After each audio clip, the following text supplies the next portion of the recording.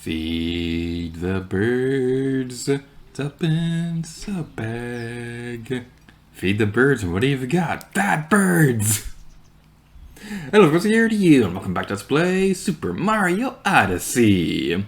In the previous episode, we finished off the story of the Wooded Kingdom, and if the camera can pan high enough for it. There we go. We made it to 128 power moons. That makes me super happy. I want to get a screenshot of that, even though I'm uploading this to YouTube. So, in today's episode, we'll be going to the Lake Kingdom now, because we've done everything in the Wooded Kingdom that I'd like to do at the moment.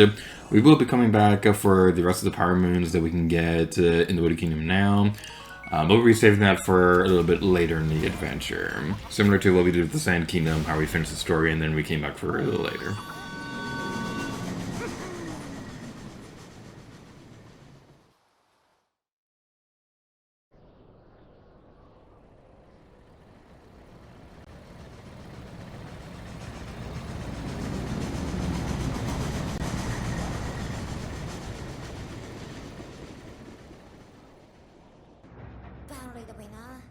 Do you think their precious Sorry bouquet was stolen? We can't let that Bowser keep doing whatever he wants. Seeing as we got some time to kill, let's reveal some useful skills. Travel tip, wall jump. Jump toward a wall, and when you touch it, press the B button to do a wall jump. You press the B button again to reach a facing wall, and keep repeating to reach really high places. Well, there it is. Next, let's read up on the Lake Kingdom. It says that they're known for their fashion, and oh, there's a famous wedding gown there called the Lock Lady dress. You'll take the high road and I'll take the low. And I'll be in Scotland, remembering the lyrics. From you and my true love will never meet again. 'Cause now we got the Broodals over the lake.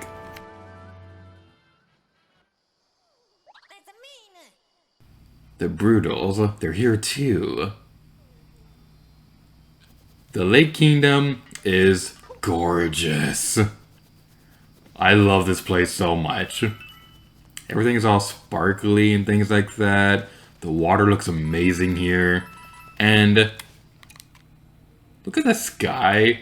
Look how beautiful the night sky is here with all the stars and things like that. You can see like the little galaxy right there, or whatever that's supposed to be, the nebulous thing. It's just so beautiful. I love this game so much. My goodness, the monsters and minions have stomped in here uninvited. And they stole our kingdom's finest Lock Lady dress.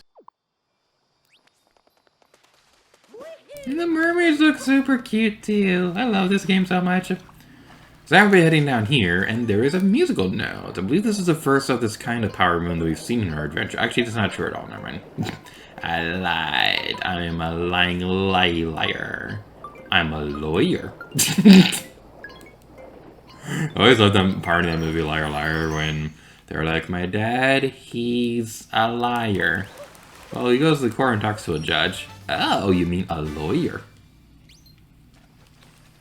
So now we head over in this direction. There's a thingamabob that we can bob and things like that, because our name is Bob the Builder. And can we fix it? No, we can't. So, what are you supposed to do? You're supposed to use this to fly off to your freedom. But that's the way you're supposed to do it, and I don't want to do that. Instead, I'm going to show you a really cool trick. If you head over here, ground pound, jump, and then cap throw, and then bounce in again, you can get over here and skip all of that, and Cappy will even say, wow, great jump. So yeah, you can skip all of that. It's not that much of a speedrunning trick. I believe that only saves like, what, 5 minutes or so. So you can get over here pretty quickly. And actually, I'm curious about this. Can we make that jump? No, we cannot. Never mind. That's a bit too far away for that to work. So I haven't demonstrated that. We'll head back into the water. We'll showcase the way you're supposed to do it, because this is a walkthrough after all. Stupid Let's Playing logic. Even though I do this in my own free time and I can make up the rules whatever I want. I don't even need to make this a walkthrough at all.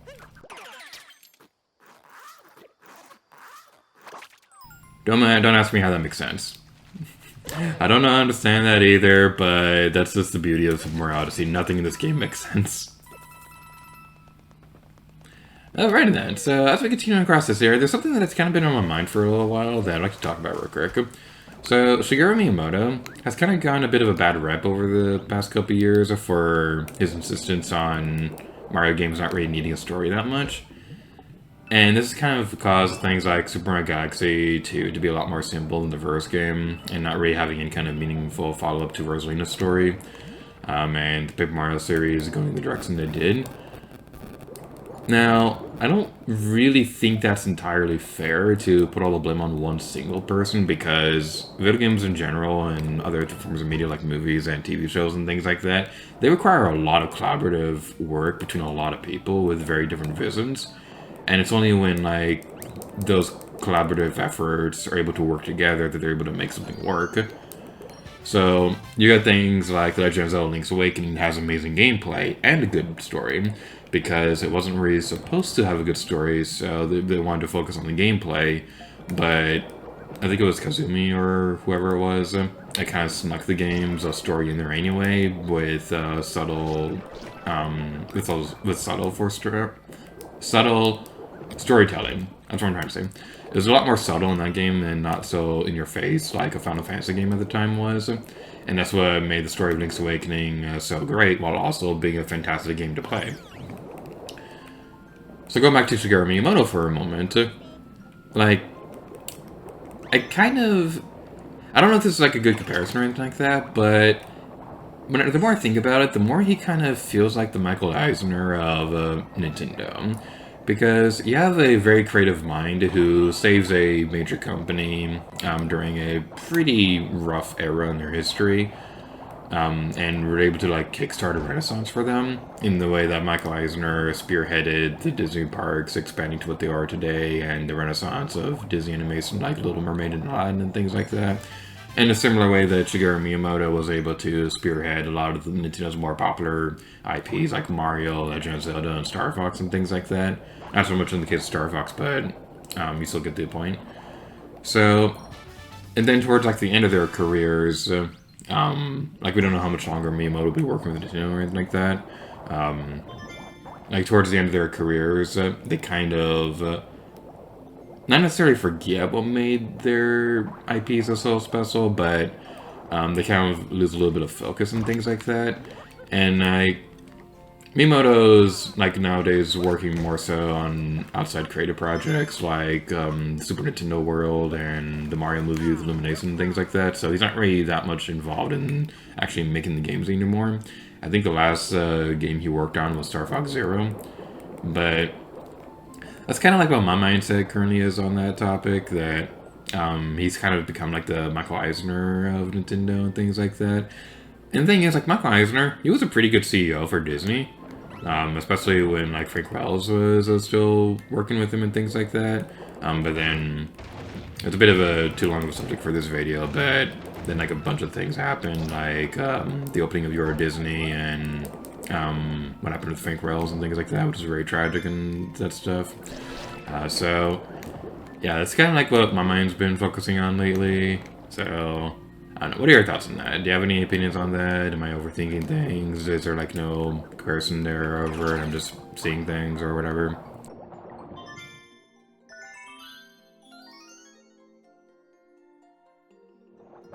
But as we were going across that huge tangent, we made it to the center of the Lake Kingdom, and this is a pretty interesting area.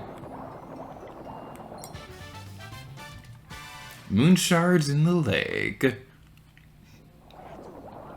We can also see how, like, the locals are terrified of the Cheep, which is pretty amusing. Get out of here! Too bad. I will never leave this area, and there's nothing you can do to stop me. I also love the animation they have for when they go out of the water. It's pretty funny. So, this area right here, remember this one giving me trouble when I first played this? But what we want to do for this next Power Moon is I want to use a Cheep to fly down, or swim down rather. We'll just keep swimming, just keep swimming, just keep swimming, swimming, swimming. What do? We swim, swim. I love to swim. When you want to swim, you want to swim.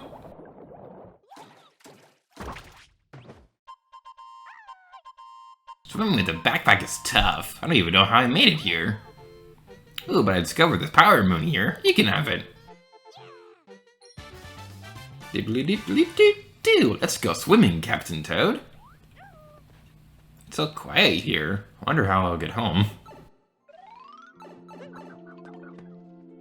I still love the points in Captain Toad Tries Tracker when you're like in the underwater levels. Like, that game honestly has like some of the best underwater gameplay in like any game ever, because like you're not really limited to being under a time limit with swimming and things like that, because for whatever reason Captain Toad can hold his breath underwater forever, and like it's just an all around a really fun time.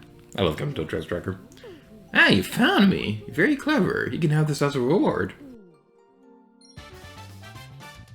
I have a fun story about this power moon, but it involves the spoilers for the post-game, so I'm going to be a little bit vague about this. I have a very special connection to that one because there's a thing in the post-game that kind of involves a bit of, not necessarily online multiplayer, but you do get to interact with other players in a somewhat kind of way. And that particular interaction for that level right there was actually somebody who used to watch my videos all the time. And I remember that area very fondly, and that's a big reason why I really like that place. And we fell to our deathly doom. I don't know why I was thinking about this, but it made me think of that one House Mouse episode when Pete's singing that one song where it's like boom da boom, boom boom da boom. Can I remember all the lyrics for that? Alright, listen up. It was the middle of the night, in the middle of a dream. I was surrounded by water being carried downstream. And next thing I knew, I was hanging with Alice in Wonderland. Mickey Mouse was the drummer of the band. He goes boom, da boom, boom boom, da boom, da boom, boom, da boom, boom boom, da boom. Mirror, mirror on the wall, who is the fairest one of all? I'm Prince Charming, and I'm taking Cinderella to the ball. Zippity-doo-dah, zippity-yay, ha-ha. My oh my, what a wonderful day. We got Goofy on guitar and Donald Duck on bass with Mickey Mouse on drums. You know we rockin' the place. We go boom, da boom, boom boom, da boom, da boom, boom, da boom, boom boom, da boom. Don't ask me how I remember that. Don't ask me how I remember that. I haven't seen House of Mouse since I was a kid. And it rebumps me out that it's still not on Disney Plus. What is wrong with you, Disney? That was one of your best shows ever. If you travel all the way to the Lake Kingdom, you should dress for the occasion. To get into the Lockland dress display window, you'll need to dress like a swimmer. Traveler, you look ready to swim. Please go inside. Yay!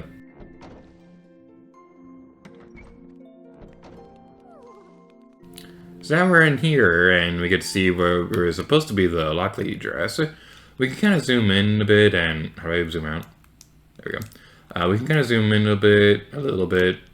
It's a little hard to move the camera up in this area.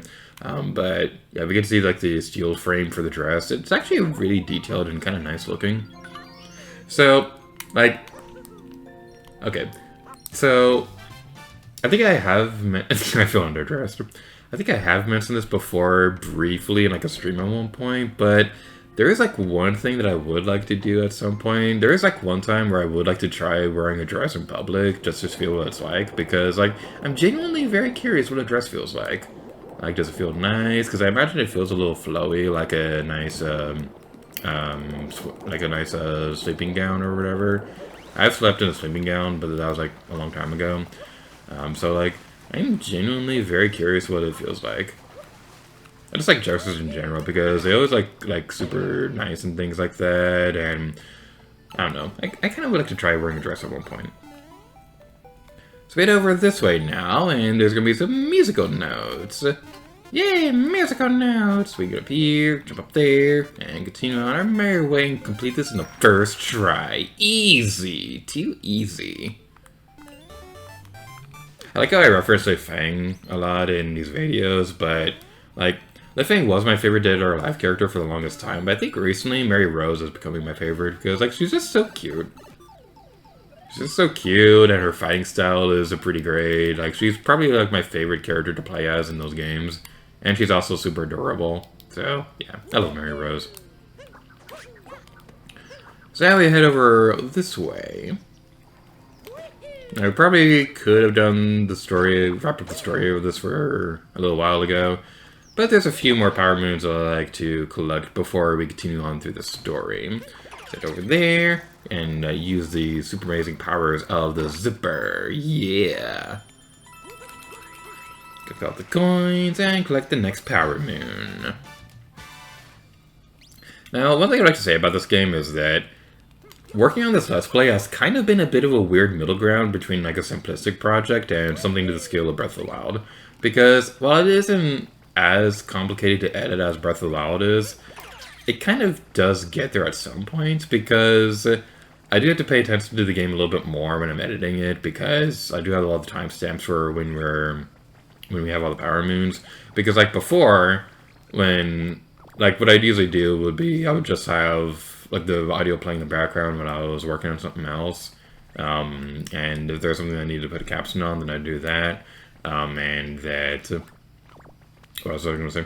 And that the timestamps, if I need that for like a previous 3D Mario Let's Play, they were a lot easier for me to keep track of back then. But for this one, like I really had to pay attention to the game. And the thing that kind of sucks is that HitFilm Studio, unlike my other editing programs in the past, if I click away from it like at any point, it stops the video. So, like, for other editing programs I've used, like Windows Movie Maker or something like that, I could have gotten away with, like, having a notepad and just typing something. But I can't do that with HitFilm, and that's kind of not the most pleasant experience in the world. But it also isn't, like, a super complicated thing to work on, though, because, like, this isn't, like, it is a little complicated to work on. It's weird. I don't know how to describe it. Because, like, I do have to pay attention a bit more, and there are a lot of things to keep track of when I'm working on this. What's in the box? That's what the moon's called. There's a lot of things to keep track of when I'm editing this video, when I'm recording and things like that. So, like, it's kind of interesting. It's kind of an interesting middle ground between, like, something simple, like a 2D Mario game, and something a little bit more complicated, like a 3D Zelda game.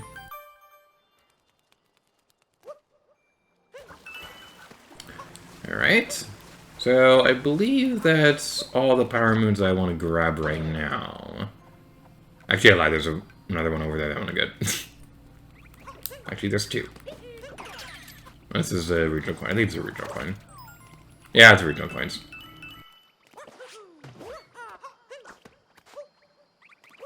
If I can do the wall jump properly. I don't think we can because that's a weird slope. Alright, let's do this instead. We do it your way game. We'll have it your way. This is Burger King. Alright, so there's something over here that I want to grab first. Are there coins up here? Yeah, there are coins up here. Basically, if you ever come across an area like that, it's basically just going to be like a bunch of hidden coins. So, yeah, that's pretty interesting. And you are definitely going to need a lot of coins at 200% this game. I'm just going to say that right now.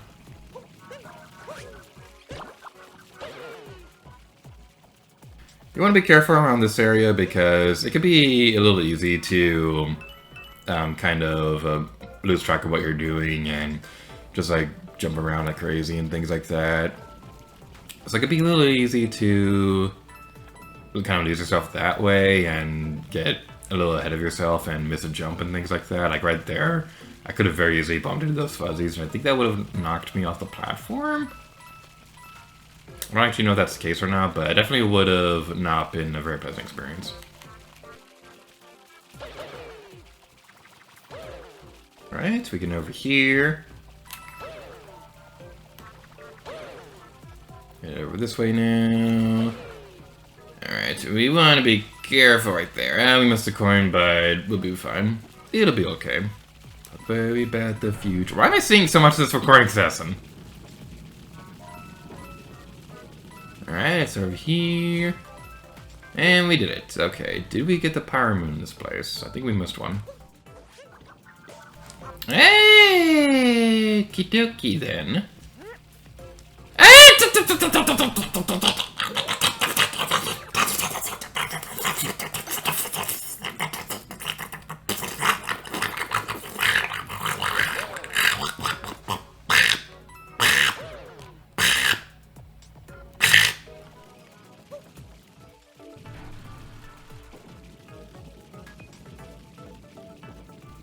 It only took an eternity, but we finally did it. Woo! We did it! Yay! Woohoo! Yay! That was so fun! I'm so happy that we went through all that effort. Went through all that horrible, horrible stuff. I will never recover from that.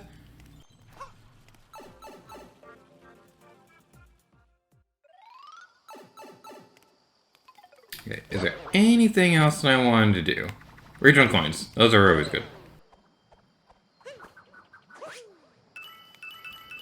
Man, there's only like 12 more coins for us to find now. I mean, if I wanted to make this like a long video, we probably could have finished off everything in this one video, but I think it's kind of going all long already, so let's finally move on and do some story progress, because that might be the most productive thing we can do all day. Owie! Why would you do that? I thought we had something special. I mean, sure, I may have murdered your friends in front of you, but is that really an excuse to hurt me? I mean, there is such a thing as, like, vendettas and vengeance and revenge and all that stuff. You're too late. We already got the Lock Lady dress. And even matches the boss's tuxedo, so no way we're giving it back. Man, Mario is just late for everything, isn't he? And now we got this guy. I don't know his name, so I'm gonna name him Stefano. Hello, Stefano. How you doing, man? Owie. Okay, I guess you didn't like that nickname. Alright, he's tall, so I couldn't remember how I would follow this guy at first. We want to do, knock that around, and then we want to use the super amazing powers of floating. And then we can stomp on his stupid face. I will say, of all the Broodals, I think this one might be my least favorite of them. Mostly because we're dead. You can see that he's kind of doing the same hat throwing techniques we've been doing throughout our adventure. Like he did the swirling maneuver right there, so that's kind of an interesting detail that I really like about this guy. It's unfortunate I can't remember what his name is. I do remember like there are all of them have like bunny puns like Harriet, who's still the best Broodal, and things like that. So we continue over here, and I think this will be the last hit if the World Nintendo applies here. Yay, we did it! Yay! We defeated Stefano. Woo! It is interesting how like, the different body types of the Broodals can like actually impact their gameplay, because that guy was like too tall for us to properly jump on, and the other guy was like pretty big, so his hitbox is a lot more evil. So that's pretty interesting. The way that the power moon was covering Mario, it looked like he was naked. It looked like he was naked and the game was like censoring it or something. I'm worried about those two. Let's go after them. And that's going to be it for this episode of Super Mario Odyssey. So, thank you all so much for watching this video. And next time, Lady Gator to you. Oh yeah.